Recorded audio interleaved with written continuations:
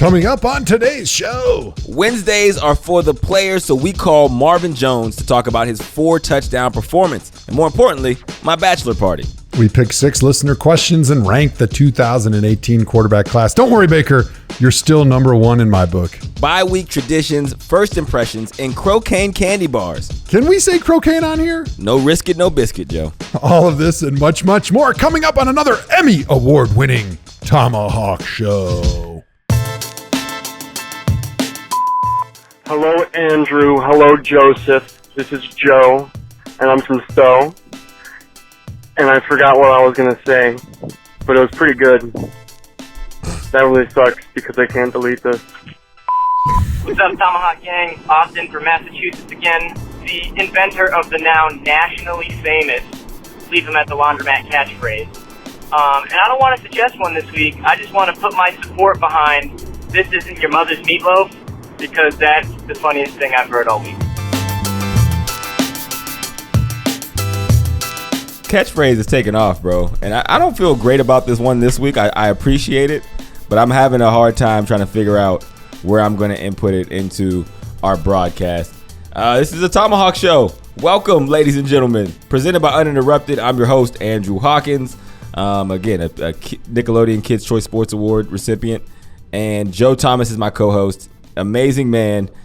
Terrible football player. But he's a great podcast host. Joe, how you doing today, man?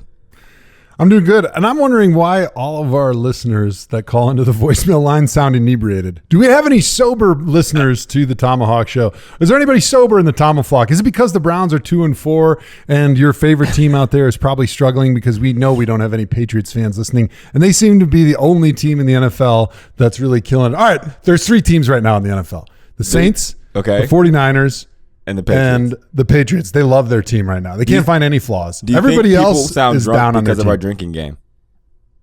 I think you're right. You think that's it? You think they probably call after they listen to an episode and we break all the drinking game rules? I think you're right. Joe, you know what I want to talk about today? That is not on the rundown, but it's been on my mind because me and producer John were talking about it yesterday. My bachelor party. We won't go into details, but I have yet to hear of somebody's bachelor party who was a better setup than mine.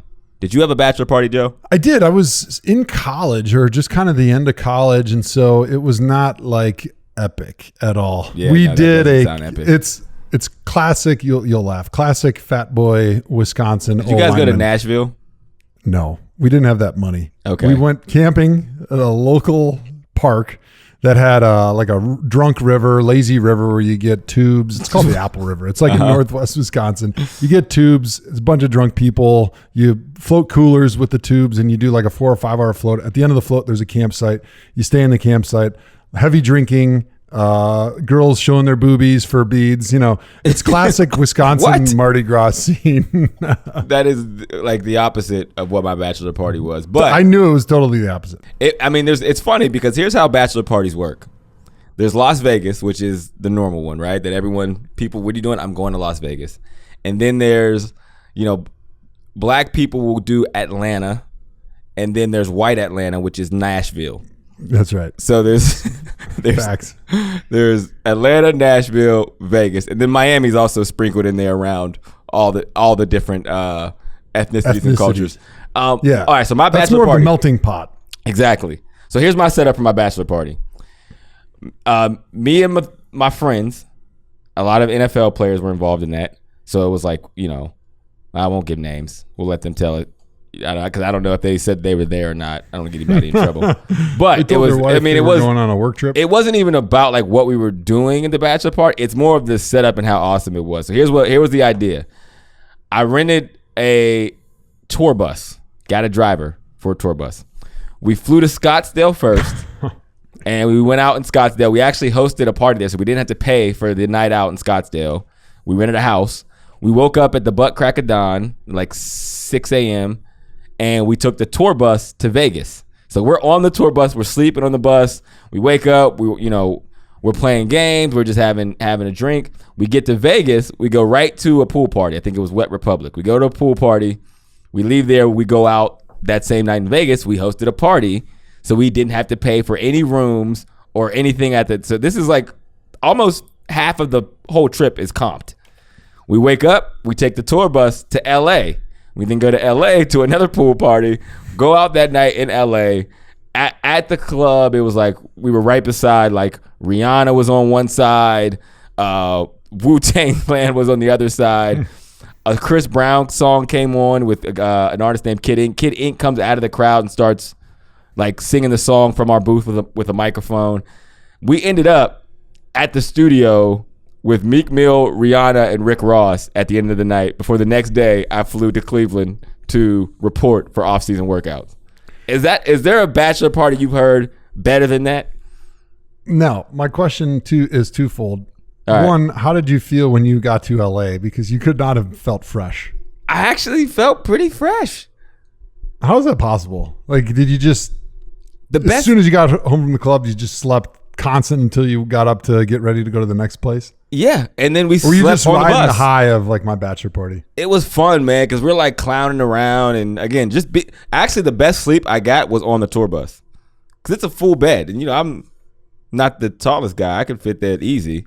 I was thinking, did they put you in like one of the little overhead compartments? Well, that's all basically your what the friends beds that are. were tall got the good stuff. All right, so if you've heard of a better bachelor party, please call in and let us know. You can use our Tama hotline, which is 440-628-1376, or hit us up on social media at ThomaHawk Show.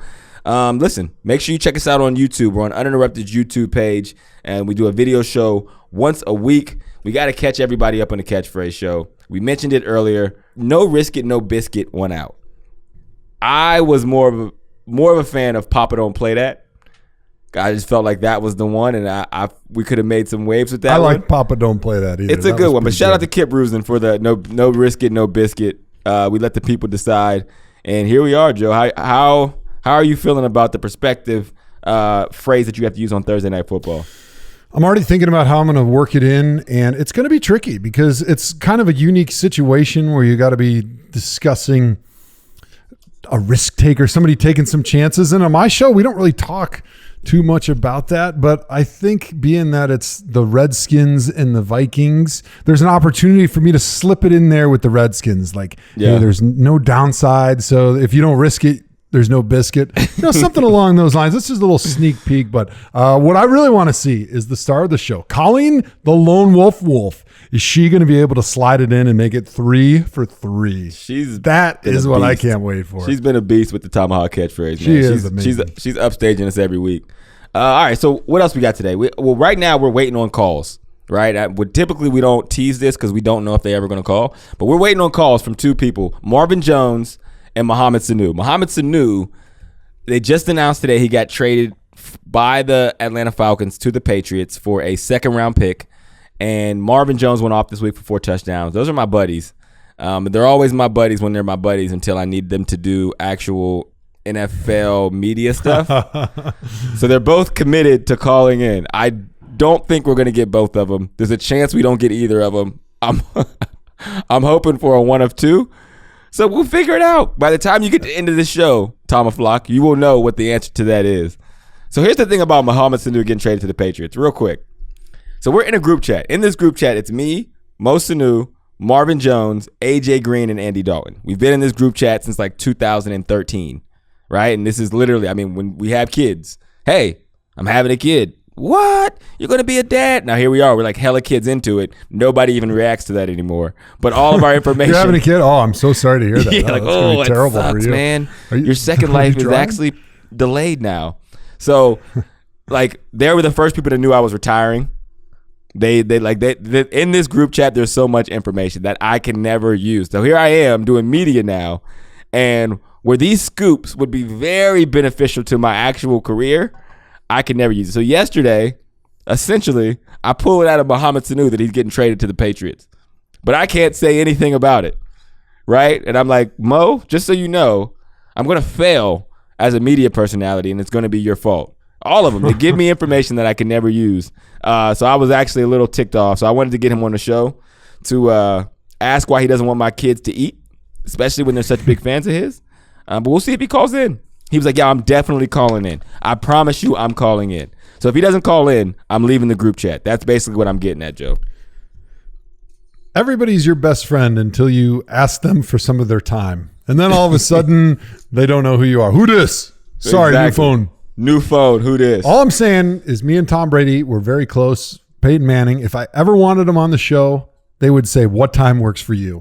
That's all I'm saying. But we got these backup receivers who think they're divas now that they score 4 touchdowns and they get traded to a team that's probably going to win the Super Bowl, and they won't even call my man Andrew Hawkins back. That's hurtful. It's cold. Well, let's talk football anyways. If we don't get to talk to real celebrities, let's at least talk to a couple phonies that know nothing about football. I love it. All right, let's kick things off with our favorite midweek segment, Pick Six. 1, 2, 3, 4, 5, 6, 6. This is Pick 6. Is that Joe's voice? Wow. Both of them. It's like Photoshop in your voice box. It's amazing. All right, so here we are with the Pick Six. The Pick Six segment is fans basically pick 6 topics that we're going to talk about here on the show. Everything in the football world. John Fontanelli is going to read them off, and me and Joe will do our podcasting thing. I don't know. Go ahead. What we got, John? Josh Richards on Twitter asks, do you guys recall meeting each other, and what were your first impressions of each other? That's a good question. I'm going to let Joe kick this off. I do remember meeting Andrew, and the first thing I can think of is, wow, this guy's pretty short. He probably stinks at receiver. And then the next thing I thought is, wow, he's pretty antisocial for being the new guy. You know, because if you're the new guy in a group, you need to kind of go outside of your normal comfort zone and introduce yourself and just be a little bit over the top nice. Well, I'm sure Hawk came in thinking like, I'm probably not going to be here that long. I'm going to get my bag of money and I'm going to get out of here. And I got enough friends. I'm already in all these fancy chat groups with these guys from Cincinnati, so I don't need any new friends. And for like the first 6 months, I thought Hawk was a real jerk. And it wasn't until an old friendship popped up that connected the dots. And that was you and John Greco from your time in Toledo. John was one of my best friends on the Browns. And you used to matriculate over to the O-line corner of the locker room, which was, you know, kind of in the southwest corner. And we'd hang out and just complain about everything, because that's what big fat offensive linemen do. And you'd come over and you'd start hanging out with Greco. And I saw that you guys had some laughs, and I wanted to be part of it. And so I don't remember if there was one ice-breaking moment, but we started kind of eavesdropping on your conversations and slid in there and just started talking. And then slid in my live DMs. I slid into Hawk's DMs. At that point, I think he realized, like, hey, these guys aren't that bad. I guess I could probably be friends with him. I got room for one more friend in my phone. And then we just started talking and we hit it off. It's funny because, me and Greco go way back, like 2004 back. And he was the only person that I actually knew. Me and Greco became teammates at the Rams in 2011 when I first got to the league. He got traded on the second day of camp, and I got cut. So this was the us reuniting in Cleveland for the first time, but really like the third time. But I was more like, when I got to the Browns, I was just so like, oh man, what have I done? I don't know what's going to come of this. Just because the players there, and the players, honestly, from when I signed in March to by the time we got to the season, were completely different. And not that it was a bad thing.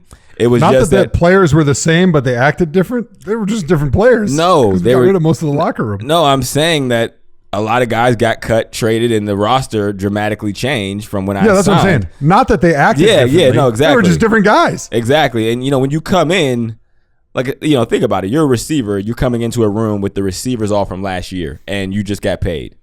And they're going to be like, who the F is this dude? And the team is going to be like, why did we get this guy? So, like, I'm saying that, what did I get myself into? Just more or less of like, I didn't take into account that there's certain people that might not want me here, right? Or might, like, feel a certain way about me coming in here. So I just stayed to myself. But the reason why I asked you to answer that first is because that wasn't actually when we met. We actually met when I tried out for the team in 2008. And I think you were in like the cold tub or something. We crossed paths. I was with the tight end. Dang, who was the tight end from that year? Martin Rucker. Yeah, there you go. I was going to say his brother played in the NFL. Yep. So I was Frosty. I was walking. Not Frosty. No. Mike Rucker, I think. Yep, Mike Rucker. So I was walking with Martin Rucker, and I think he introduced himself to you, and then I was right beside him, and I introduced myself to you.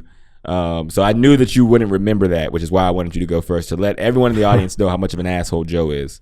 Yeah. That he actually, that's why I didn't talk to him when I got to Cleveland the second time, because he kept introducing himself to me, and I'm like, bro, this is the 19th time we've met.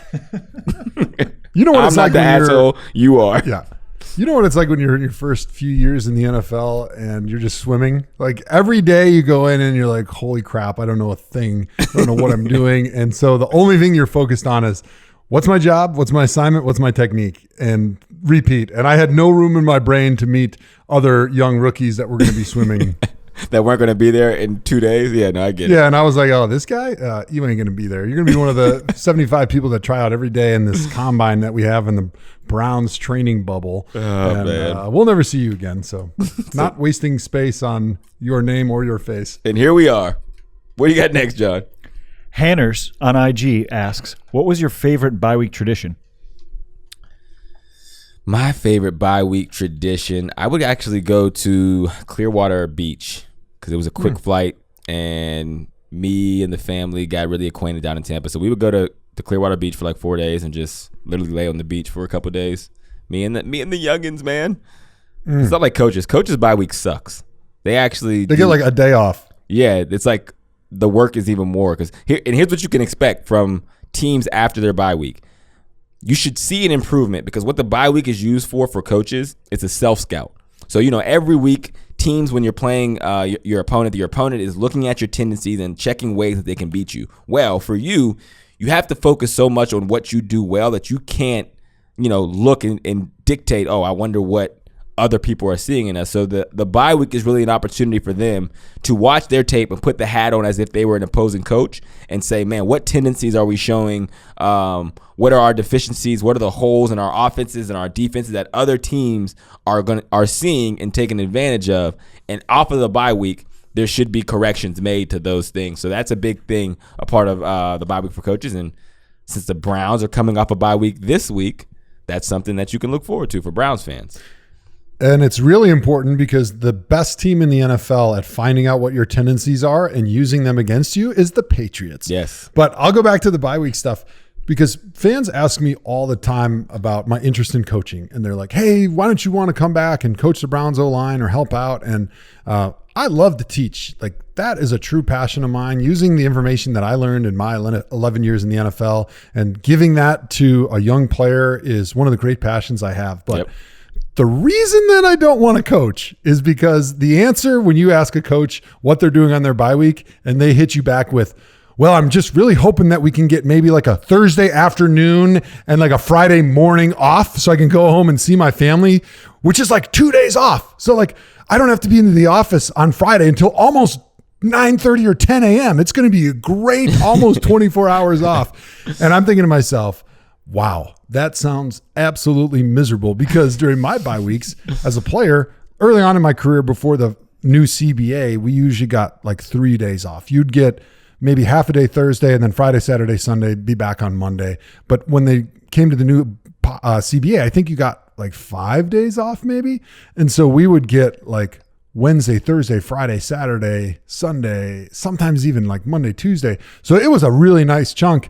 And what I like to do is kind of get away from civilization, get away from football. I would go back to Wisconsin. My in-laws had a house on a lake in Wisconsin. So I would just go up there and just get away from football. But then I always enjoyed watching the games on Sunday from my couch, just being super lazy and just laying on the couch, doing almost nothing and just feeling good about not beating myself up on that day so that by the time I got back, I was sort of mentally and physically refreshed and ready to go for the next half of the season. I have a question for you, Joe. And it's not a bye week related question, but kind of. Do you spend more money now that you're retired than when you played? Yeah, I think because when you play in season, you spend almost no money. Because it is like the great forced savings plan. Because unless you're shopping on your phone, you just have no time for anything. Like you can't spend money on travel. You can't spend money on your house. You can't spend money on your friends.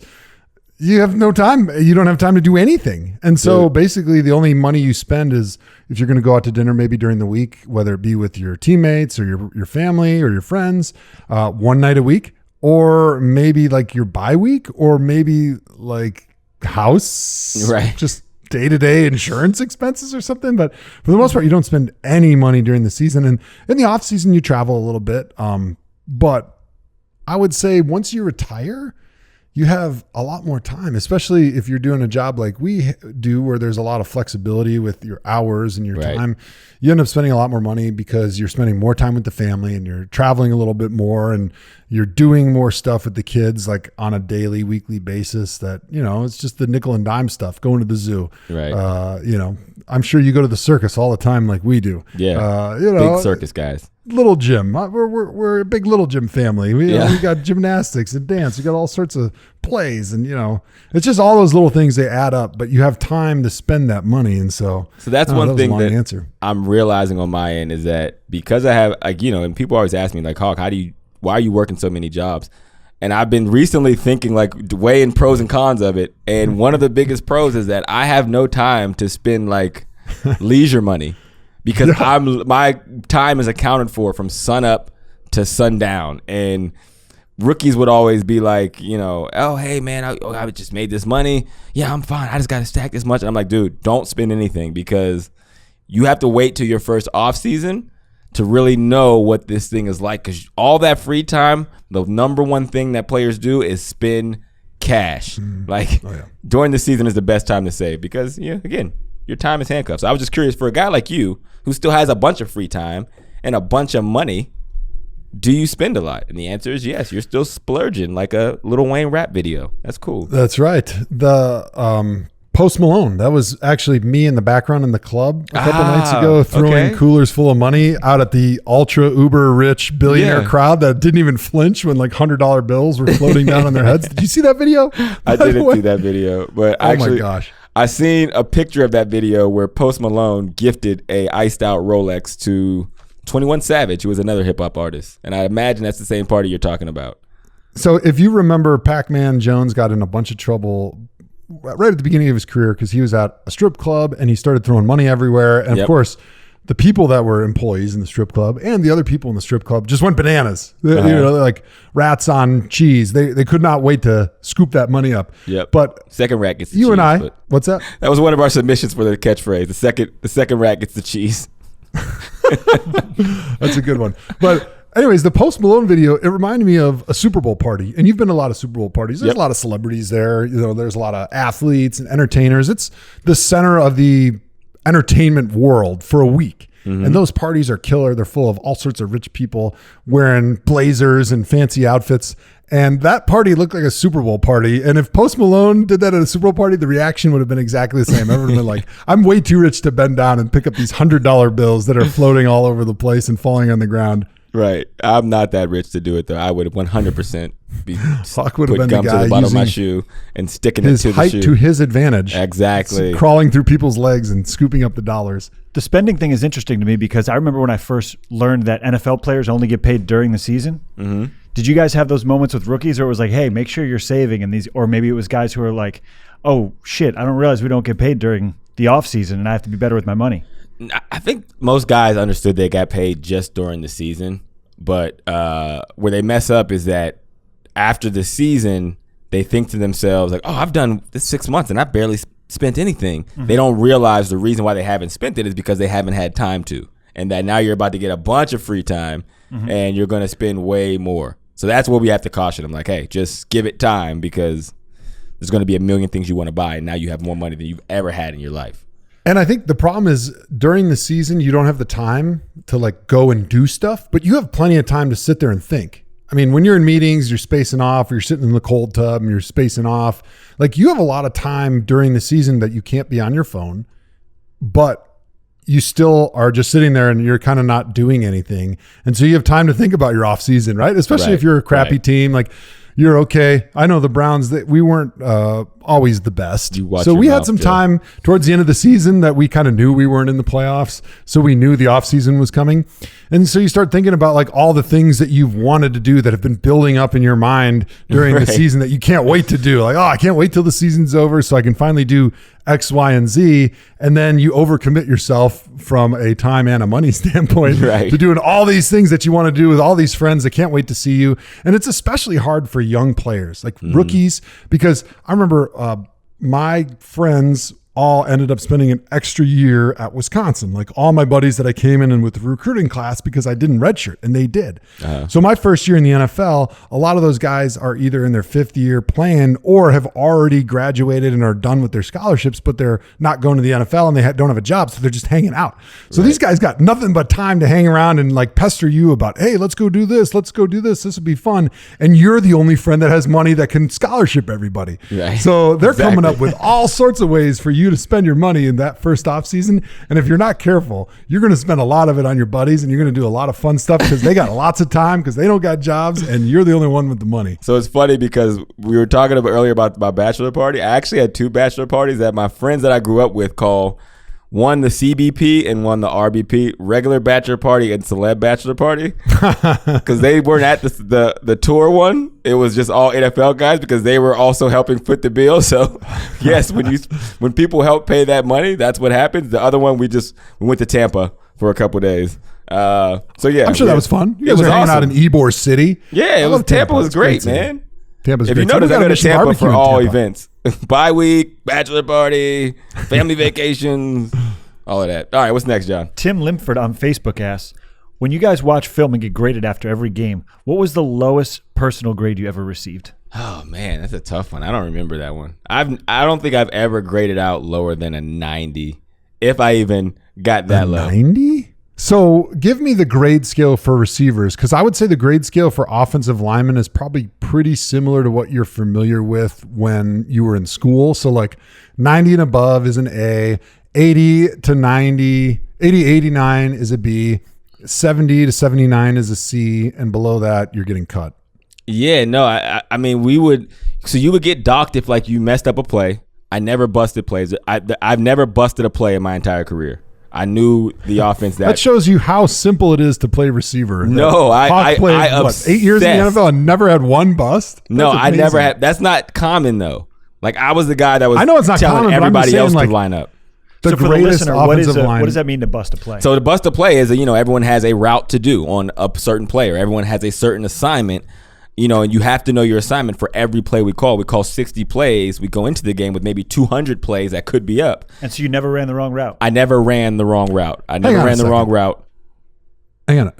So you're telling me you never saw post safety and it was a split safety and you ended up changing your route to whatever the wrong route was. You never saw man or zone and sat down and you should have continued. Like that never happened in your career. That is simply amazing. Yeah, no. I mean, wow. Anytime that would happen, it would be one of those up for debate situations, right? Okay, the coach would be like, yeah, actually, it was zone on the other side, and there was always like a gray area. Anything that was supposed to be known, like I was able to process it and know it. Like I obsessed over knowing every single play going into the game. So I never busted in that way. I believe it. The other thing would be effort, right? If you don't give effort, you get docked. I never really got. I believe that. I never got an effort dock. I will toot you for a second because you were always the guy, no matter who the offensive coordinator was, that they would show you as the example of how you should practice and how you should play. And I remember even your last year when Hugh was there and you were hurting, like you had a bum knee, but you were still busting your ass in the backside of everything in practice. And Hugh was like, this is how we need everybody to practice. I don't care if you're not a receiver. This is the effort we need on every play. And you were like humiliating the young guys in the room because they weren't given half the effort that you were. It was actually really impressive. I appreciate that, man. It's something I prided myself on. So, yeah, I mean, there's just a certain way for me that you play the game, and I always wanted to do that. So I never effort and assignment, like know what to do and go hard. Those are things that don't take talent. When you are 5'7" in the NFL, those are things that you don't have the opportunity to bust on. Everything else that I would get docked for was execution, right? Drop pass. I don't hold on to my block long enough. I took the wrong angle on the guy that I'm supposed to be blocking. So, yeah, I don't think I've ever graded out lower than a 90%. One of my favorite quotes in the NFL that I tried to live my life on was, be the best at the things that don't take any talent. Yep. And I think you and I had that same motto mentality in the NFL. And it's true though. Like if you want to have a long career in the NFL, you have to think like, I am going to be the best at everything that doesn't take talent, because I don't care how talented you are. I don't care if you're Josh Gordon with speed. You're going to run into somebody someday in the NFL that does something better than you physically. Yep. Because these are the most physically Gifted. These are the most physically gifted people that America has to produce. They go and play football, and some of them play basketball if they're over 6'6". But other than that, out of the 300 million people in America, your best athletes go and play in the NFL. Yep. No question. So anyways, back to the grading scale real quick. So as an offensive lineman, above a 90 is a really, really good game. And I would say the best line I ever played on, it was me at left tackle, Joel Bitonio, Alex Mack center, John Greco right guard, Mitchell Schwartz right tackle. Woo! You know, Shout out to 4 out of those 2014. 5 guys are Pro Bowl, All-Pro players throughout their career. Greco was the only guy that didn't make an All-Pro or Pro Bowl. However, he deserved it a few of those years. I agree. Especially when Kyle was there. He was lights out, but he just didn't have the household name, and we He weren't just had winning hype. enough Yep. to get that recognition. But so I'm going to just say 5 Pro Bowlers, and I would say half of us would grade over 90% in a game and half under 90%, which to me as a snooty offensive lineman shows how difficult our position is from a technique and assignment standpoint on every play. Because I sound like outrageously snooty when I'm saying this, but it is so much more difficult to know on a pass protection exactly who to block on any given moment than it is to be able to read if there's a post safety or if it's a split safety and to know what your route is. That's just pure memorization. But playing on the offensive line, and we saw it on Monday Night Football, like when there's all those guys up on the line of scrimmage, you have to communicate in a split second and be able to change who you're going to and where the slide's going and who your help is coming from and where the quarterback is going to be and where the running back is going to be. And those are so many complex things that are happening in a split second. Like to be able to get over 90% right during the course of the game on assignment and technique is a hard thing to do. Yeah. And I would say I averaged probably one mental error during my career where, you know, I did the wrong thing, whether it be a run or a pass, until about probably year 6 or 7. At that point, you know, my game got good enough where I didn't have but maybe a couple mental errors on the entire season. But And I would say the lowest. for the lowest- offensive line, though, it's like you guys play so many important snaps. And yes, we all play the same amount of snaps, but you got to figure for a receiver, first off, I might not be in all, if it's 60 plays, I might not be in all 60 plays, right? If you're the number 1 receiver, you even still, we go in the goal line package, you probably miss 2 or 3 plays. If you're the number 2, you probably miss 10 plays. If you're the number 3, like the majority I was, I'm probably out of the game for 25 plays. Of those 25 plays, another 10 are probably run plays. Not, you know, when I'm run blocking or I'm running a guy off just to make him think it's a pass, that's not dictating a play. You foul that down again to the rest that are pass plays, I probably only get targeted 5 times. So even as long as I run the right route, I'm not going to get a negative for those. So it comes down essentially to 5 plays of me executing that determine my grade. Whereas you, all 60 plays, if you mess up, you ruin the play. There's 60 straight plays that if you do not do the right thing, you ruin the play. And even if you do the right thing not okay, you hurt the play. You know, like you might know what you're doing and you might know who you're blocking. If your technique isn't right, he gets the leverage.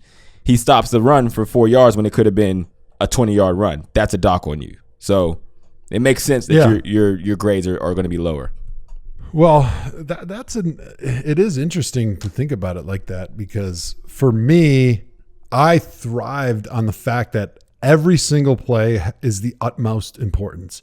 So it was easy for me to give great effort every play because I knew even one play where I wasn't giving my all, I would be exposed. My man would maybe injure the running back or the quarterback, or best case scenario, it's like a 7-yard loss or a sack fumble and nobody gets hurt. Like, so the stakes on every play were sky high. So no matter how tired I was, no matter how much we were losing by, it was easy for me to understand, like, I need to give maximum effort on every play. Yep. And sometimes I think to myself, if I was in a receiver position and I had the opportunity to like loaf or take a play off when I was tired, because I knew worst case scenario is they probably don't throw me the football, or I'm covered, or it's not a 12-yard run, it's a 7-yard run because I didn't go in and I didn't push crack the safety and I didn't stay on him the way I was supposed to. I wonder if I would have been able to play at your level and give the effort that you gave every play, knowing that at least a third, maybe 2/3 of the time, what I do doesn't matter at all on this play. Well, it's funny. A lot of guys do that. And I asked Richard Sherman, like, who was the best receiver to guard? And he said, it's definitely Julio Jones. And I asked him why. Besides the fact he's a physical freak, he said because on run plays, Julio gives the same effort that he does on pass plays. And so as a DB, I never know when I have to be on or off. Like DB's pride, like they take into account the amount of run plays that, it's a run play. I can relax my mind, relax my body. They said Julio goes hard every single play, so you are forced to be on guard for all 60 snaps. And that's why he's hardest to guard. So it's actually a competitive advantage for a receiver, but it's just a matter of do you have enough juice to maintain that over a long period of time? I've become pretty good friends with Steve Smith since working with him on Thursday Night Football, and we have a good back and forth. And I love picking his brain because he's one of the best receivers of our generation. Absolutely. And he did it not only with his physical ability and a lot like you, but he did it mentally, like getting inside the heads of the cornerback. I loved breaking down games that, especially when he played with the Browns, like asking him about this cornerback and that cornerback and like what he did here or there. And Michael Irvin's been really cool about sharing that type of stuff because that's a side of the game that I didn't get much of when I was playing. So I love talking to him about like, hey, when you were playing against this cornerback and they were playing this coverage and you had this route concept, like how were you setting him up during the game? And I'll never forget, Steve was talking about one of the games that he was playing with the Ravens against the Browns. And he was saying like, early on in that game, he was playing against a really good corner. I'm not going to mention his name, but a really good corner. And he knew that he would be able to just make this guy mentally melt if he went in on the very first play and he took it all the way beyond the whistle. It was a run play. He was going to tangle up with him. He's going to throw him to the ground and he was going to fight him to the last second. And he wasn't going to give up. He wasn't going to be the one that blinks. He didn't care if he got a 15-yarder or not. He knew he was going to have him for the rest of the game. And sure enough, he said he had him. And then early on in the game, he ran a couple slants and this player played off, gave him the slants, came up, made the tackle for 7 or 8 yards or whatever. So he had a couple of those early on and he saved it for the last play of the game. And they ran a sluggo and he ran right by him and he got a huge long pass that ended up winning the game for him. And he said he knew he set it up at the beginning of the game with how he came off and his physical, his attitude that he played with, because he knew he was going to have him mentally the rest of the game and do whatever he wanted. And so it's fascinating to me to kind of get into that side of the game and how you can use that so much to your advantage. Whereas as an offensive lineman, you don't have those opportunities quite as much. Patrick Mahomes went from potentially being out for a season to could be back in 3 weeks. Have you guys ever had a teammate that you felt rushed back before they were ready? Nothing comes off the top of my head. Joe, you got something? I actually wanted to ask you because I remember it was, I think maybe Pettin's first year. You had a really, really, really bad concussion. To the point where I think you had like debilitating headaches for weeks. I did rush and back, weeks. didn't I? You were having I can't even remember. Such bad headaches that you were taking some type of medicine. Do you remember what the medicine was to try to like alleviate some of the symptoms? Yeah, it was Excedrin. I thought there was a prescription medicine you're on. Maybe I'm spilling your HIPAA medical documents that you don't want to be spilled. Yeah, I was going to say, we got to wipe this from the record. Yeah, no, that was actually my second year in Cleveland, Pettin's second year. You're right. I got a concussion versus the Rams. I got a concussion versus the Rams. Something happened. Somebody fumbled. Nick Fairley picks it up, and he starts running the opposite direction, like towards me. I'm like, what are you doing, you idiot? And, I'm going to make a play because that's what effort guys do. He lowers his helmet. Boom. I get a concussion.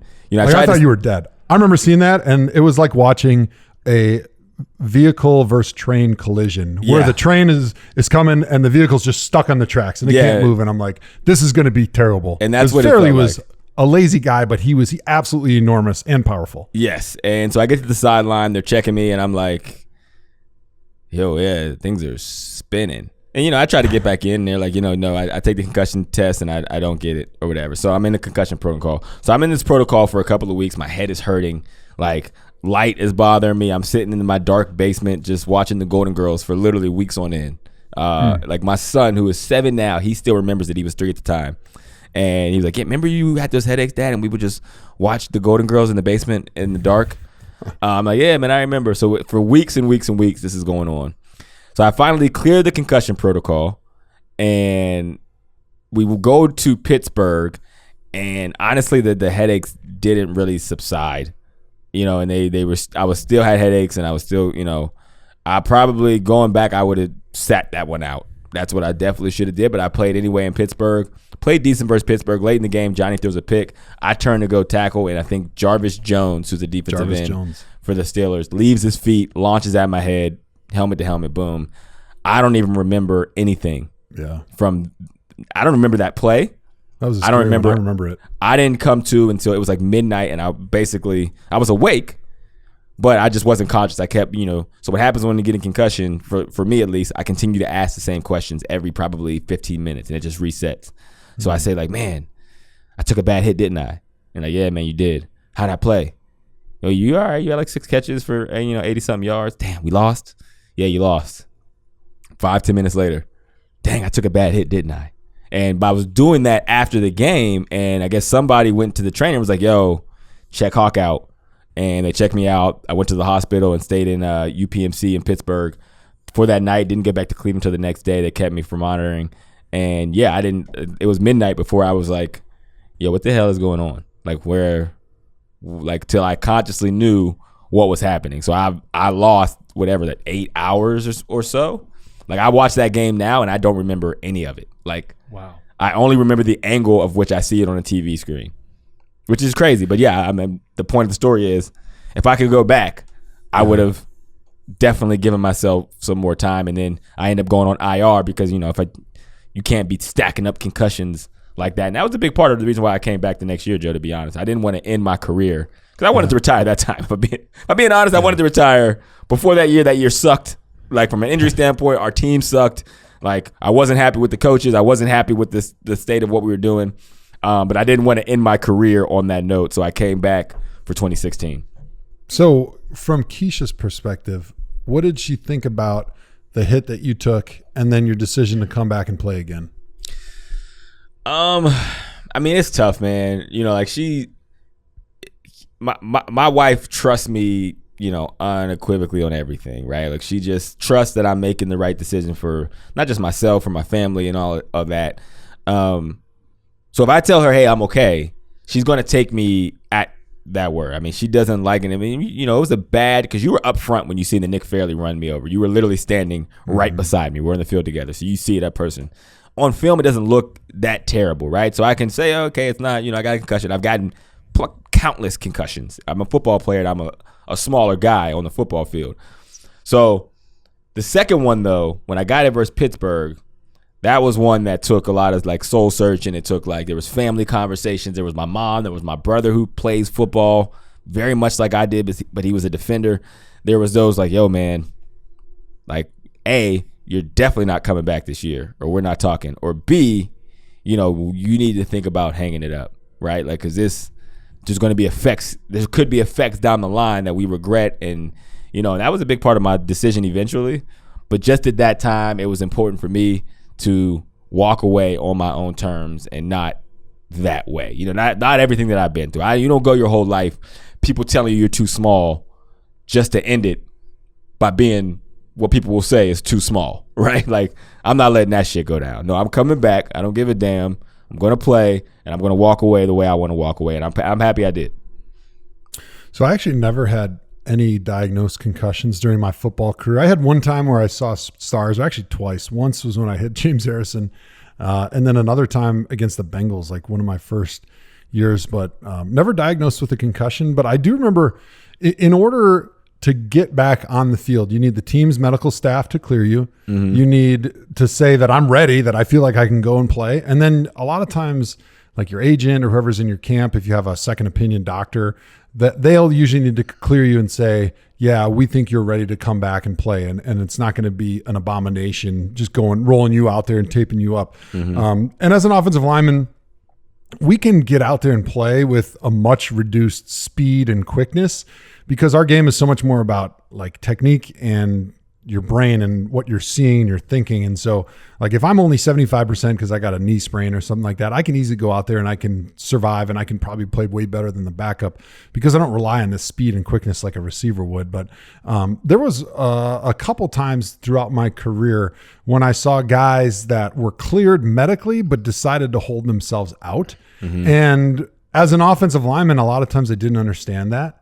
And at the time, there was an instance where we had a player who was cleared as a defensive back, but he had like a hand injury. And so he was telling the trainers, like, I can't go because I need my hand. And at the time, I was really bitter about it. I'm like, man, you're hanging the team out. You're selling us out.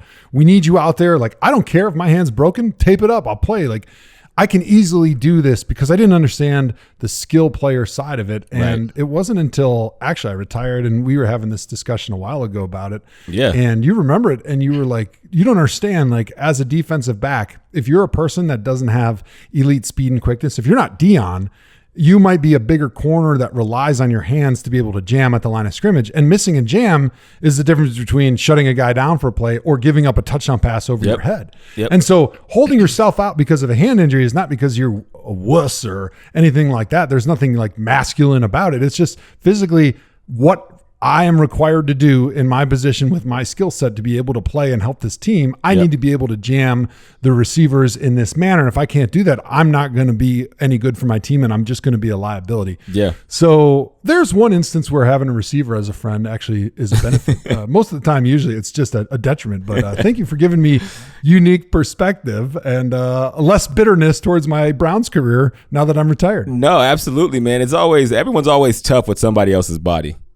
Like everyone is always like, oh, you can do it. Oh, can I? Oh, can I? Thank you. Oh, you can play through that. You know what I'm saying? Like, that situation specifically pissed me off. I remember that like it was yesterday. You don't need those lungs and heart. Like who needs that stuff? Get rid of that stuff. Who cares? It's just your brain. Here's a funny story. Not a funny story, but connected to that concussion. And this is actually the first time I said it, which probably isn't even smart to be honest. But I was in the hospital. And the next day when they were like discharging me, the doctor comes in and he says, hey, you remember we talked about yesterday that if you remember my name today, I'd let you go home. Remember what it is? What's my name? And I was like, I've never seen this man before in my life. I looked down at his lab coat and I'm going to change the name just for the sake of the podcast. And sure enough, Johnson etched right in the lab coat. I'm like, Dr. Johnson, hey, I told you, you'd be just fine. Okay, you're good to go. Thanks, Doc. Sounds like a setup from the team. They're like, the coach is like, we really need Hawk in this week. All right, I got a foolproof plan. I'm going to go in there with a huge name tag, and I'm going to say, if you remember my name, you're definitely cleared from this concussion protocol, which actually makes me think, now that the concussion protocol has gone from a couple years ago where it's like, if you get a concussion, you're not coming back for a couple weeks for sure. The NFL and the concussion lawsuit, they were so worried. They had those doctors so concerned. Now we see guys like decapitated in the game and 2 days later they're cleared to play. And I'm thinking to myself, what has happened to the concussion protocol? And I'm wondering if these guys were either so stupid that when they took their concussion test the first time, they scored so low that it's easy for them, no matter how concussed or drunk they are, they can score again like that. Or have we changed the protocol on coming back to play after getting concussion in the last year or so? Yeah, I want to say, guy, I want to err on the side of saying guys are stupid because that concussion protocol test is actually hard. Like it was tough to pass. In Cleveland, it was really hard from what I'd heard. Yeah, man. Like it literally took me weeks to pass that because they have a baseline where you take it at the beginning of the year and they basically say here's the level you have to get to, and you can't come back until you get to that level. Now, I'm not a neurologist. I'm not a brain surgeon. 4.0 Ivy League student. Yeah, give yourself a little credit. I mean, if you're talking sports business, you're talking to the right guy. But when it comes to this stuff, I don't know what that means or, but. What is that test? I don't know. It's multi-part. Next,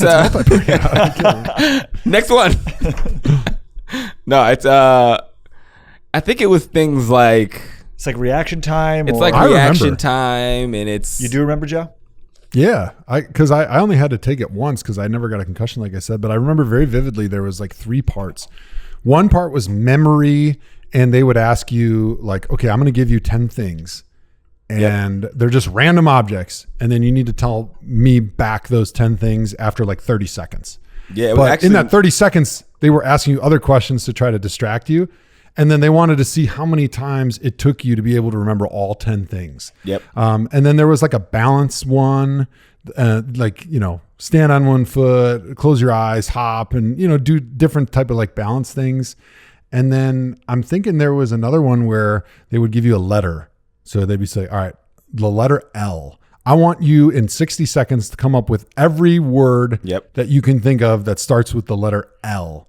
And then they would record the number of things as your baseline that you could come up with that started with the letter L. And then after your concussion, they wanted to see how quickly your brain could think of the same number. And so they could kind of compare the two to see how quickly your brain is working. Right. And reaction time. So now that Joe said it, I'm actually refreshed. So the balance test is what they do, like right when you come off the field to kind of check your balance, make sure it's on or off or whatever.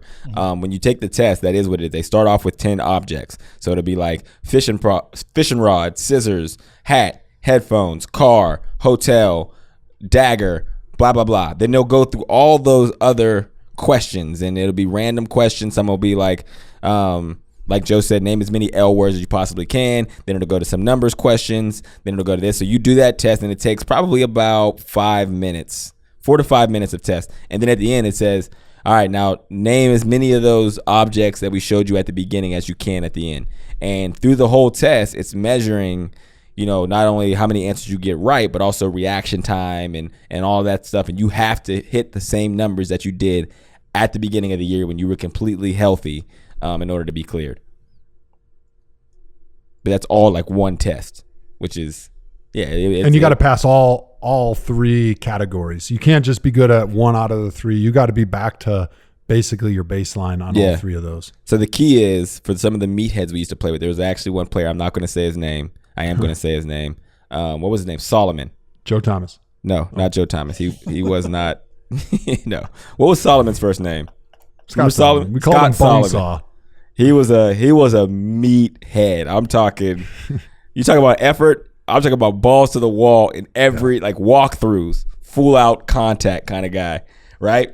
So Solomon would always be like, "Yeah, the key is you get a bunch wrong on purpose. That way you never have to miss a game, bro." And I'm like, okay, Scott, you're on your own, but I'm gonna head to my locker. He was one of those guys that was probably, as a normal human being, he was 6'1", 165, but he worked himself in the weight room into like a 275 pound body.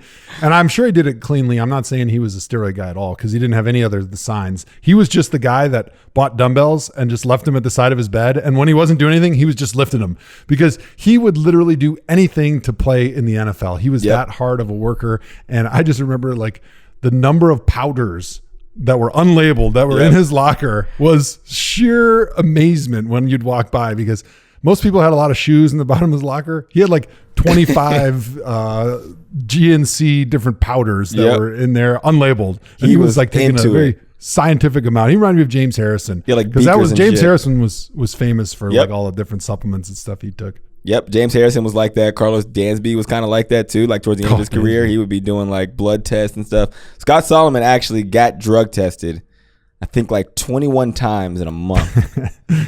And they were definitely targeting him. They were definitely targeting him. And he's like, dude, they keep doing it. I don't know if it's because I have all this shit in my locker, but I'm like, yeah, maybe you should clean it out. I don't know. But yeah. Carlos Dansby will be always famous in Cleveland for eating lobster mashed potatoes 3 meals a day for the entire football season, because he took this blood test down in Miami and it said that his body reacts the best to like lobster and mashed potatoes. So he had this little casserole dish that every day he would come into the cafeteria when we're all enjoying steaks and shrimp and crab legs and delicious food all over the place, pizza, whatever it is, doesn't matter. He comes in with his casserole dish of cold lobster and mashed potatoes and put it in the microwave, come over, breakfast, lunch, and dinner, and eat his casserole of lobster mashed potatoes. Exactly. And literally the same thing every meal, every day. Ali Berry on IG asks, after you guys compared Lamar to Baker on Sunday, it got me thinking, how would you rank the top 5 QBs taken in that 2018 draft class? So in order, it was Baker, Sam Darnold, Josh Rosen, Josh Allen, and Lamar Jackson. First off, thank you, Halle Berry, for tuning in with the ThomaHawk Show, for following on IG and being so into rookie quarterbacks. I'm going to rank them like this. Stock, are we doing like who do we think is best, or are we doing like just stock in general? Who do you think is the best? Like right now, or they're going to have the best? I'm going to go right now. I'm going to say Lamar. Then I'm going to go Baker. Then I'm going to go Allen, Darnold, Rosen. So the guy that has performed the best this season, Lamar, then Josh Allen, then Baker, then Darnold, and then Josh Rosen. Yeah. I think career-wise, the guy that's going to have the best career is going to be Baker, Josh Allen, Lamar, then Darnold and Rosen. That's interesting. So tell me why you think Josh Allen will have a better career than Lamar. I think Jostradamus knows. Okay, that's a very good point. I didn't Lamar consider that. Jackson will have a light that shines very bright. It burns very bright. However, I still think when you run the football as often as he does in such a violent league, that injuries are going to play a part. I think back to Robert Griffin III, our man, the guy that is the cause of all maladies on the ThomaHawk Show. Yes. Had such a meteoric rise his rookie year, and then he got hurt and he was unable to stay healthy all the way even when he came into Cleveland, and it derailed his career. It really did. I mean, he had a lot of the same talents that Lamar did, but wasn't able to stay healthy because in this game, when you are a smaller person and you run the football 10, 15, 20 times a game, eventually it usually catches up with you. Okay. I was interested because Josh also runs the football. But he doesn't rely on running the football almost like Lamar does, as if he was a wildcat running back. Yeah. Josh Allen does it within the flow of the offense, more like a Russell Wilson, where when things are breaking down, he runs. Occasionally they'll have some design quarterback runs, but with Lamar, they're running 15 to 20 design quarterback runs per game, which is working great. And it's extremely dynamic and it's fun to watch. I just don't think long-term, 10 to 15 years, you can survive doing that, especially because once you get into your 30s, typically your skills diminish as far as your speed and your quickness. And so at that position, just losing a small step all of a sudden makes you ordinary, and then guys can catch up with you. Right now, he's running faster than everybody that's out there. You heard Pete Carroll say last weekend that Lamar was faster in person than they saw on film. And they've seen a lot of fast guys out there. They've got a lot of fast linebackers in Seattle, and they weren't able to be within 2 steps of Lamar and what he was doing. So right now, extremely special, dynamic, potentially could be an MVP of the league if he continues playing the way he has the last couple of weeks. But I just still think injuries are going to be a concern. Yeah. I mean, I feel like, I guess I'm not arguing the Baker take. The Josh Allen take is where I'm like, I would argue I don't think Josh Allen is a better passer than Lamar, and he's definitely not a better runner. So, and Josh Allen doesn't pass as well as the Darnolds or the Bakers, and he doesn't run as well as the Lamars. He's solid. I think he's good. I think he'll get better because he's like a freak athlete. But yeah, I would just question having him over Lamar. But I would question a lot of things. They're the only team right now that's given the Patriots problems. Defense. They're 5-1. Does Lamar play linebacker? Is he a safety? If you let me finish my point, okay, then we'll move on because I'm not going to give you a chance to rebuttal. Okay.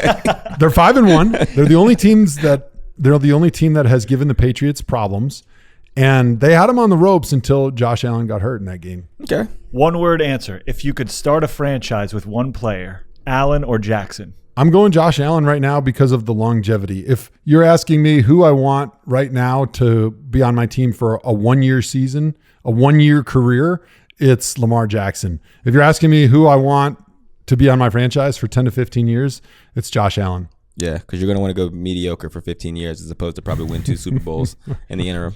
Okay. All right. Hawk, you're taking Lamar? I'm taking Lamar, man. I'm taking Lamar because, yeah, he's fun. Yeah, he's more fun to watch, no doubt. No doubt. Last question on the pick 6. Do you consider candy corns, candy canes, and Peeps candy bars? Yeah. A candy cane is a candy bar. Candy corn is not unless it comes in a candy bar package. What else? What were the other ones? Peeps. Peeps. Yeah, it's a soft candy bar. I'll allow it. Especially if you go with the long Peeps. I don't even know if they make long Peeps, but Soft candy bar. I've never heard. I mean, no. Okay. honest answer. Candy cane is not a candy bar, right? You guys would agree there. But that also hurts the argument of M&M's not being a candy bar, because you're saying it can't be a candy bar because it's literally not a bar. Well, a candy cane is literally a candy bar. Is a cane a bar? Is a crowbar a cane? Is it not shaped like a candy bar? Have you not seen a crowbar before? What are we talking about? As poor as your answers have been on this argument for the entire season, that is your strongest argument I've heard yet. That a Thank crowbar is also close to a candy bar, which is close to a candy cane. Yes. I mean, I rest So if a my crowbar case. was made out of chocolate, Right. This is the real question. If you got a chocolate crowbar in your Easter basket, would it be considered a bar or a cane? Yeah, is that even a category? Then why don't they call it a crow cane? Because is it not the same shape as a candy cane? If you have any croquane, I would love it, because then I could party at your All bachelor right, party welcome for to the 3 ThomaHawk days Show. and then not get tired. Official podcast of croquet. All right, actually, we have a good surprise here. Marvin Jones is ready to join the ThomaHawk Show. Wednesdays are for the players. Travis Kelsey, This entire time I thought it was ThomaHawk. ThomaHawk, Kareem Jackson. Do you believe in ghosts? Do I believe in ghosts? Yeah. Here we go. Saquon. 1, 2, 3, 4. I declare thumb war. Do you think, Marv? Let's get it. The ThomaHawk Show. All right, now joining us on the ThomaHawk Show, my homeboy, my brother from another, and Detroit Lions wide receiver, the best wide receiver in NFL history, Marvin Jones Jr. Marv, what's up, man? What's going on, man? Thanks for having me, like always. Absolutely. Look, I'll start it off. You scored another game with 4 receiving touchdowns, which is bananas, dog. I told everybody I played 74 career games and I had 9 career touchdowns. You scored 8 receiving touchdowns in 2 games. What was going through your mind throughout that game, and then afterwards, like when you actually really did that shit? Man, it was, during the game, and just like, last time in 2013, it's just like, you kind of get in the mode. You kind of get in that mode. So, like, I scored the first one, and I was like, all right, that's cool, And then, the thing was, we kept getting into the red zone, So every time we got into the red zone, I'm like, okay, like I need another one. Single coverage, boom. I scored the second one, and then after that, now I'm like, whenever we get to the red zone, I know I got to score. I got to score every time. You know what I'm saying? So I got that third one in the first half, and I was like, shit, I'm about to go for 6, man. Yeah, it was cool. It's kind of that game, that game where you just feel like, you can't be stopped, and like every time you get the chance, you want to score, So that's kind of how it was, and then it's not like it probably still hasn't hit me, just 'cause, we're in the middle, the middle of the season, and there's still obviously we still had a lot of work to do. So I know it's something, in the years coming, that I'm just gonna look back on and be like, dang, that was cool, That's special. So, Marv, you started your career catching passes from Andy Dalton, the Red Rifle, and now you're catching passes from Matt Stafford, who recently just crossed 40,000 career passing yards, fastest quarterback in NFL history. Tell us, what is it like catching passes from Matt Stafford after starting your career with Andy Dalton? Whoa. I feel like that was a pointed question, Joe. No, you don't I did not say compare I won't the stand two. for I any just said, Andy Dalton what's it like slander. catching passes from Matt Stafford? You know what? Like, obviously, Staff has that laser arm, but I mean, especially my time in Cincy, with Andy, Andy's one of the smartest quarterbacks, that had a lot of responsibility at the line, So a lot of the times that you've seen, especially early on in 2012, 2013, he was making most of those calls. On the line, So obviously, they're different quarterbacks with different playing styles. But I definitely appreciate Andy and what we did there. And Matt too. Matt as well. He's one of the smartest. The thing that nobody really knows about him is the way he works, the way he comes in. Every morning, before everybody's there, he's really out there just dialing it up. Talking to the coaches, talking to everybody, putting in all the hours. So when he does stuff like he does, passing getting that record and stuff like that, it's we just know he's going to do it, just because he puts in that much work. It's just a great moment. And I actually thought I was the one who caught the pass that took him over, but I didn't. But I had a touchdown with that ball, so I was like, I told him I'm gonna sign it for you, just so you know that that was the ball I scored on. That should have been mine. But but he's great. Don't let facts get in the way of a good story, Marv. Forever and ever, you can tell us that you were the one that caught that 40,000th yard pass, and we'll believe it. It doesn't matter to us. Yeah, but most definitely. On Sunday, we had a big discussion here, me and Hawk on the ThomaHawk Show. We said, Matt Stafford setting records, unbelievable what he's done in his career so far, but hasn't done it in the playoffs yet. Do you think Matt Stafford, when it's all said and done, is going to be a Hall of Fame quarterback? I think definitely, on the route that he is, yeah, and I think, there's a lot of people that's always like, hey, there needs to be certain things to be done, for somebody to get in. But at the same time, obviously he's throwing a ball like he's throwing it right now. He has a lot of years left, So I think that, with us eventually, that it will happen to where we could get him in because he deserves it. He definitely deserves it, and he has pretty much all the records. For to start off for the first 10 or 11 seasons. So I think he will, but at the same time, how it is. It's different requirements and stuff like that. But we gotta win. We gotta win. And we gotta start turning the table for it to be an easy call for him. So that's a good point. So we'll segue into like the Detroit Lions. Actually, before we get to the Lions. You obviously left Cincinnati and to take on an even bigger role when you got to Detroit.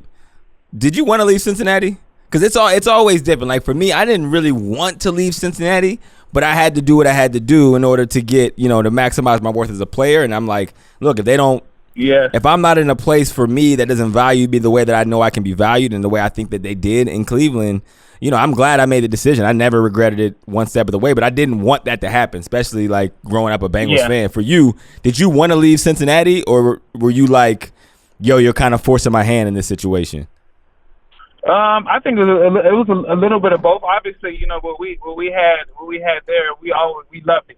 When all of us were there and stuff like that. And it's funny, we had our conversation when you went to Cleveland. I was actually at my bachelor party, and you left. You left to go handle your business. Bachelor parties? Like, y'all. Hey, I'm like, hey, Hawk got the call. Hey, we was like, go, let's do it. Hawk must throw a good party. Thanks for the invite, guys. Yeah, it was fun. Hey, next time we'll get together. But I think it was a little bit of both. Obviously I knew I knew what I could do, in the league. And it was a situation where I knew that I would get that opportunity somewhere else. And the fact that they didn't. They had some chances to lock me down, just like they had chances to lock all of us down. But obviously they didn't. And we wanted to stay there and keep that brotherhood together. But it was kind of that situation. Like, hey, I know what I could do, and I know I could be a great one in this league.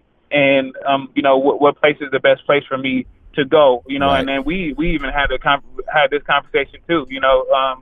4 years ago. Yep. And it was just the right place and the right fit for me. Especially because they had started down and stuff like that, and they rallied back and stuff like that to almost make the playoffs that a year prior. And I was like, okay, this is a young team with a quarterback that can sling the rock, and I could get there and show people, who I am, and then I could be the reason why we win. You know what I'm saying? Yep. So I think that was was the thing, because obviously I loved my time there, and my family was doing good there, and we were thriving and stuff like that. But at the same time, I knew that last game against the Steelers wasn't my last game. Yeah. Yeah. Yeah, no, it's funny, man. And it was the same here. I remember the last game I had at Cincinnati, I cleaned my locker out, like took everything, because I'm like, yo, I'm probably, and I was a restricted free agent, but even still, I just knew, yo, the market is gonna be there. It's funny because you talked about, so now you have Matt Patricia as your head coach, but I remember when you were a free agent, one of your final teams was the New England Patriots, and it's funny because Mo, our other counterpart in that receiving corps, just got traded to the Patriots. Yeah. So what was it that made you choose Detroit over New England? And do you see like anything that Patricia has basically brought from the environment of New England into Detroit? First off, I think with the culture that he's came here and brought, it's definitely worked. It's definitely worked for us, and I know our record is what it is, and there's we're 3 plays away from being a whole different a whole different team right now. But we feel like we have a great team, and obviously we're tough. We play tough. We play to the end. We play fundamentally sound for the most part and stuff like that. And those are the things that Patricia has came and instilled in us, because obviously that's all he knew. You know what I'm saying? So I think this year was a year that we brought a lot of people in, to fit the culture, and it's been great. But we have to, we could say we're a great team, but we have to go out there and prove it and stuff like that. But obviously, that it was a tough decision. It was actually the decision between there and here in Detroit. But I think it was, and I don't regret the decision, at all. It was just, for me, where can I go and really, help the team and be the guy that I know I could be. Right. And I think at that time, coming from, the AFC North, which is, you and Joe knows, it's physical, man. It was so physical. Yeah, and buddy. The way my body was, I was like, okay, that was a factor, what I'm saying? And so I would call all these, all the greats, and I call the people who play for the Patriots, and then all this stuff. I was like, man, I just feel like this is my calling. This is where I need to go. And the contract, the contracts were the contract that helped being different. So I'm like, and the $40 million, that was cool too. Yeah, I'm a free agent, so I was like, they're offering me, a lot of money that they usually don't offer people. But hey, I gotta go, where I'm going. You don't like, when does a lot of people hit free agency like that? You know what I'm saying? So right. I think it was that. It's a decision that I still love, that I made. Obviously I like being here, and so. All right, good.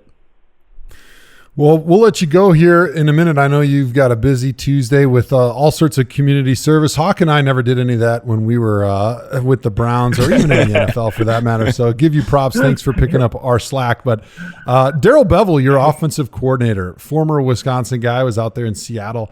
I'm just curious, what's the number one thing you enjoy about having him as your offensive coordinator?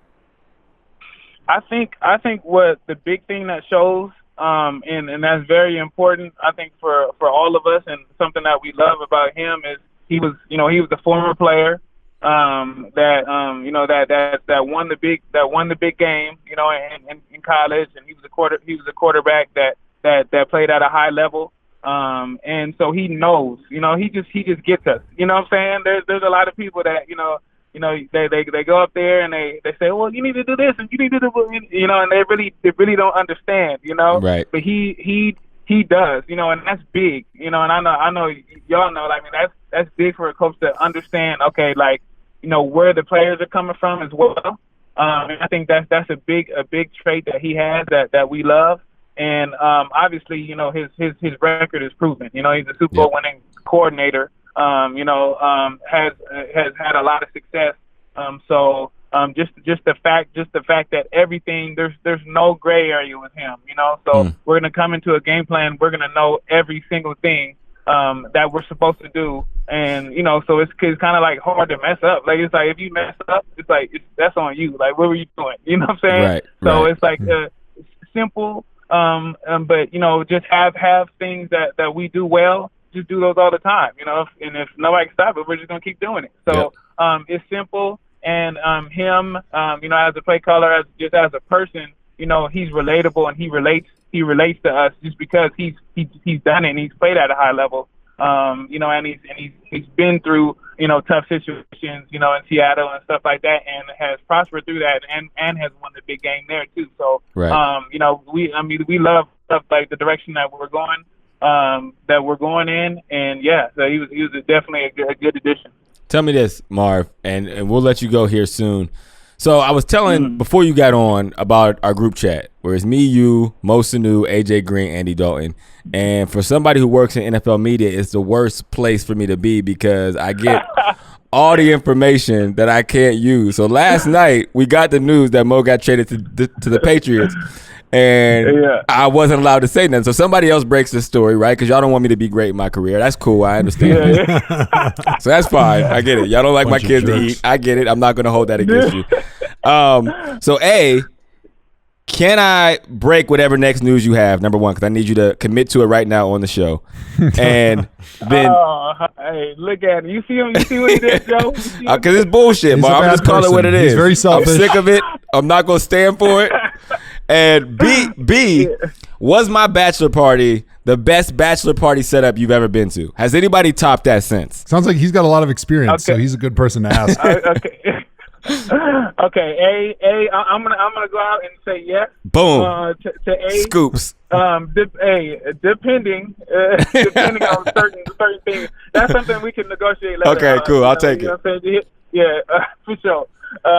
But B, I mean, I still talk about it. And remember, yours was a week after mine. You know what I'm saying? Or no, it wasn't a week after. It was a week after. It was 2 weeks. It was 2 weeks after. Yeah. So I was So we did mine 5 days in Miami. Then went then got married, and then his was 2 weeks later, and his was the best. His definitely was the best. I still talk about it. We went on tour. It was like we were a music band without doing any music. You know what I'm saying? So we went on tour, got the band together, went to Vegas. Then got the band together again and ended up in LA. So that was an epic one, man. I know, man. Unfortunately, everybody's married now, so we're not gonna have the opportunity to run it back. So we just gotta, keep those memories of being a rock star boy band from that time. Marv, we appreciate you joining us on the ThomaHawk Show, brother. Hey, I appreciate y'all, man. Absolutely. Go get 4 more touchdowns this week. All right, much love. Peace.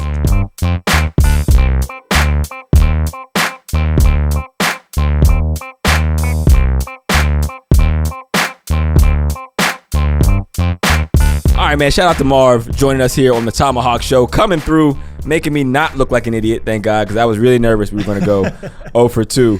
So what do we got? We got another extra point left for our pick 6. What is it? We'll get to it quickly since this episode is long. Extra point.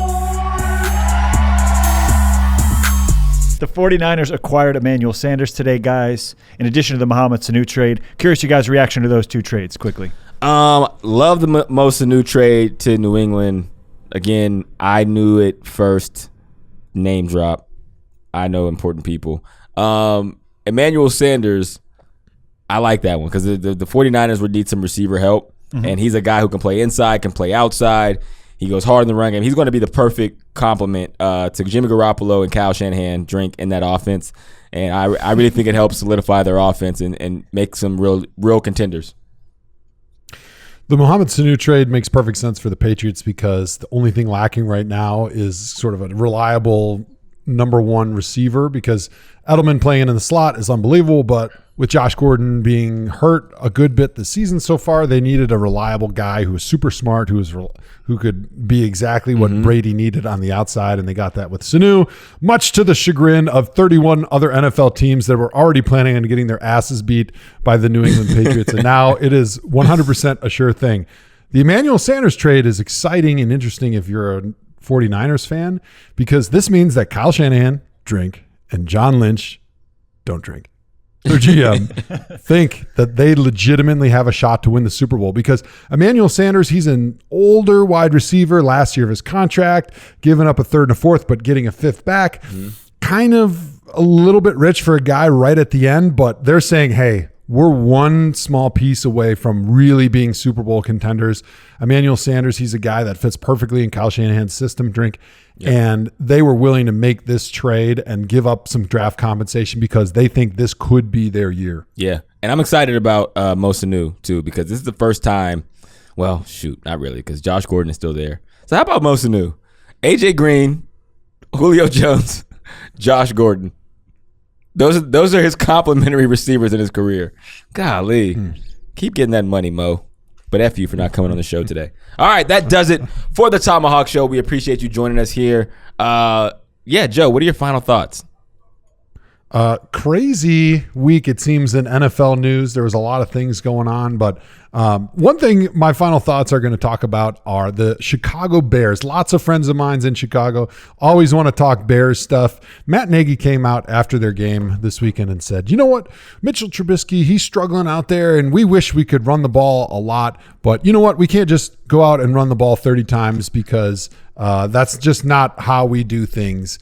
But you know what? When your quarterback's coming back from a torn labrum and a dislocated shoulder, and he's already struggling to throw the football, the only thing that he does reliably well is run around with the football in his hand. You don't go out and ask him to throw the ball 54 times in a close game. So I feel a little bit cheated as an NFL fan when my head coach is telling me he can't run the football because of certain situations when you don't even try to run the football. To me, that means you're so obsessed with how smart and creative you can be, and so it's so important to you to be able to show everybody in the NFL how great your Star Wars passing game is that you don't even realize what your limitations are on offense. If I'm Matt Nagy, I am running the football. I am creating a game plan that runs the football and throws it when I have to. All right, I love it.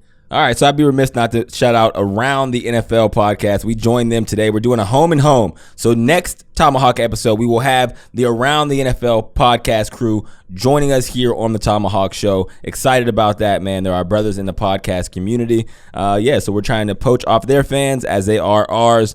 That's the quid pro quo in podcasting. The podcast game, it's a lot like car dealerships, right? Yeah. This was an economics case study, right? When you go through econ, like 101 in college, they say, you know, car dealerships, they like being close to each other so that a car buyer can go and try out multiple cars and they're more likely to go buy from one of these dealers if they're close together. Exactly. Same thing with podcasts. Yes. We're not stealing their listeners. We're just all adding each other's listeners together. So it's one big orgy in the podcast community. Yep. We just want you to, if you're going to buy your cocaine, buy it from all of us. Okay? All right. Buy from the ThomaHawk Show and Around the NFL. That does it for this episode of the ThomaHawk Show.